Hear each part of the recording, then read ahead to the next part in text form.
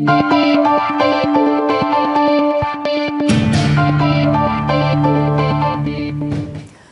to A Spirited Debate. I'm Lauren Green.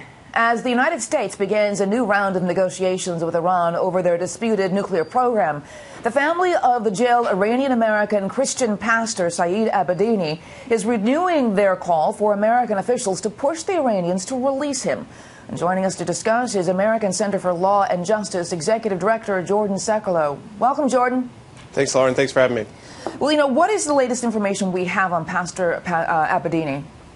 He's currently in his second prison that he's been in since he's been in prison for now over 2 years, over 840 days. And as we're talking about this on Religious Freedom Day here in the United States, an important day, and Saeed has been behind bars, has suffered serious medical issues, has faced not only threats from regime officials, prison officials, and people like the Iranian, the Revolutionary Guard, but also from the prisoners he's been imprisoned with. And he was moved from a more political prison early on, Evin Prison, where there's more political prisoners, prisoners of conscience, to a prison which has some of those prisoners, but also has a lot of violent criminals, including even his faced threats from members of the Islamic State who have been apprehended by Iran and put in prison. Of course, they were threatening his life. And there is this interesting situation where the United States, on the one hand, because of the dialogue that has been opened up with the nuclear negotiations,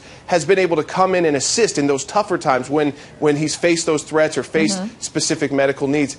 On the other hand, because of the nuclear issue, there's been almost a stall in how far the U.S. will push Iran to release Saeed and the other Americans held. As I understand it, Secretary Kerry is not having anything of the jailed Americans as part of the negotiations. This is not on the table, right?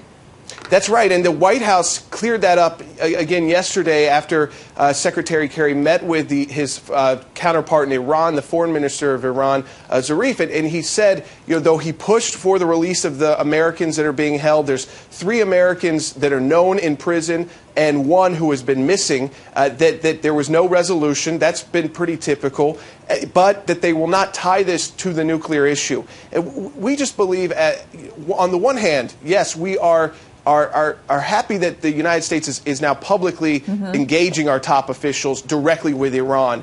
And it's not just a sidelines issue, but they had their own meetings on it. On the other hand, we have to live in reality. And reality is, so long as we are offering hundreds of millions of dollars a month in sanctions relief, and that will continue at least through this summer as these negotiations are just beginning to start back up in Europe between the P5+1 and Iran on their nuclear issue, that to try and separate out these issues entirely is not possible. Well, the question is, even though the U.S. is not putting it on the table as part of the negotiating, is Iran? I mean, is Iran using them as some kind of political tool? We get very little, and this has been a issue or problem throughout the direct dialogue. In the past, these kind of situations, there were more third-party actors in it. And so there were other countries that would get involved and assist. But this was pre-U.S. having nuclear negotiations with Iran. The United States wasn't sitting across the table from Iran a few years ago when these kind of matters came up. So we're dealing with a situation where it really is up to the United States to a greater extent, and much more pressure on the United States government than in the past when they could go to, and were willing to go to, other countries and leaders to help assist in the release of Americans who are being held in Iran. But when you look at what is currently happening there, and you see this situation continue, I do believe that we have to be extremely realistic that Iran has basically not responded. And so that's what the problematic theme we've seen, Lauren, is that Iran will get pushed, Iran will get asked, but they constantly defer.